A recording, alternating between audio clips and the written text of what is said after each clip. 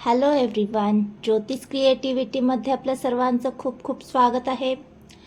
आज आपण राईसच्या प्रकारामधला एक साऊथ इंडियन स्पेशल राईस पाहणार आहोत, जो त्या भागातला स्पेशल असा राईस आहे, लेमन राईस. तर हा लेमन राईस तुम्ही दुपारच्या जेवणामध्ये बनवू शकता किंवा मुलांच्या लंच बॉक्समध्ये देखील देऊ शकता. तर मस्तच आहे आणि सोपा देखील आहे. झटपट होणारा असा हा राईस आपण आज पाहणार आहोत. तर राईस बनवण्यासाठी गॅसवर कढई गरम करून घ्यायची आहे. त्यामध्ये साधारण 2 चमचे तेल घालून घ्यायचं आहे. तर इथे तुम्ही नॉर्मल जे रेग्युलर तेल वापरतात ते यामध्ये घालून घ्यायचं आहे.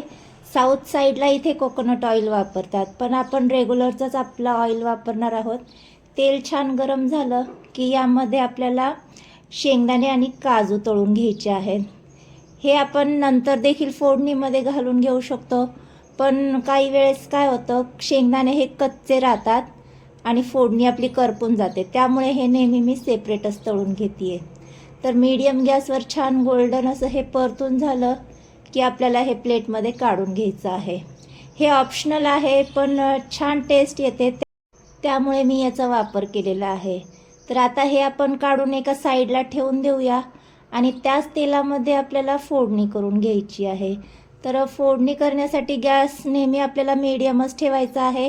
1 चमचाभर मोहरी घालून घ्यायची आहे आणि 1 चमचाभर जिरे घालून घ्यायचे.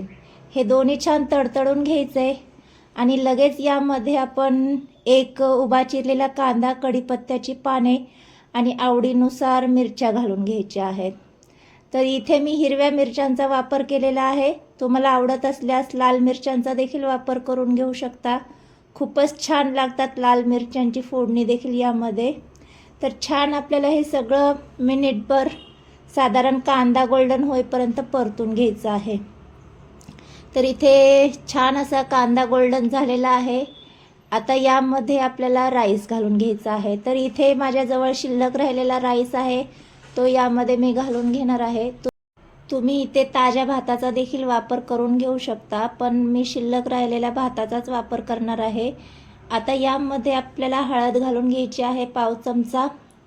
तर मी फोडणीमध्ये हळद न घालता नंतर घालते, कारण की फोडणीमध्ये हळद घातली की ती करपून जाते. त्यामुळे मी हळद नंतर वरूनच घालून घेतलेली आहे. तर छान मिनिटभर आपल्याला हे सगळं परतून घ्यायचं आहे. परतून झाल्याच्या नंतर यामध्ये आपण जे काजू आणि शेंगदाणे तळून घेतले होते ते ॲड करून घ्यायचे आहेत. इथे मी फक्त काजू आणि शेंगदाण्याचाच वापर केलेला आहे, बाकी कशाचाच वापर केलेला नाही आहे. जर हा राईस तुम्ही साऊथ साईडला पाहिला असेल तर त्यामध्ये चण्याची डाळ आणि उडदाची डाळ ही देखील वापरली जाते, पण मी बाकी काही न वापरता आपला रेग्युलरच केलेला आहे. आता यामध्ये एक मी लिंबू पिळून घेणार आहे. तर इथे भाताच्या अंदाजानुसार लिंबू पिळून घेणार आहे. तर जितपत भात आहे तेवढाच लिंबू पिळायचा आहे. जर तुमचं भात जास्त असेल तर तुम्ही इथे लिंबाचं प्रमाण वाढवू शकता. इथे छान लिंबू पिळून झाला की मिनिटभर पुन्हा परतून घ्यायचा आहे आणि गरमागरम हा राईस आपल्याला सर्व करून घ्यायचा आहे. तर दुपारच्या जेवणामध्ये किंवा मुलांच्या लंच बॉक्समध्ये देण्यासाठी अत्यंत टेस्टी अशी ही रेसिपी आहे. झटपट होणारी, अगदी 10 मिनिटात तयार होणारी अशी ही रेसिपी आहे. तर हा राईस तुम्ही पापडसोबत सर्व करून घेऊ शकता किंवा सलादसोबत. तर आजचा हा लेमन राईसची रेसिपी तुम्हाला कशी वाटली? व्हिडिओ आवडला असेल तर व्हिडिओला लाईक आणि चॅनलला सबस्क्राईब करायला विसरू नका. आणि अशा छान छान साध्या सोप्या रेसिपीसाठी ज्योतिष क्रिएटिव्हिटी चॅनल पाहत राहा. भेटूया नेक्स्ट व्हिडिओमध्ये. तोपर्यंत मस्त खा आणि स्वस्त रहा. ज्योतिष क्रिएटिव्हिटी चॅनल पाहत रहा. बाय.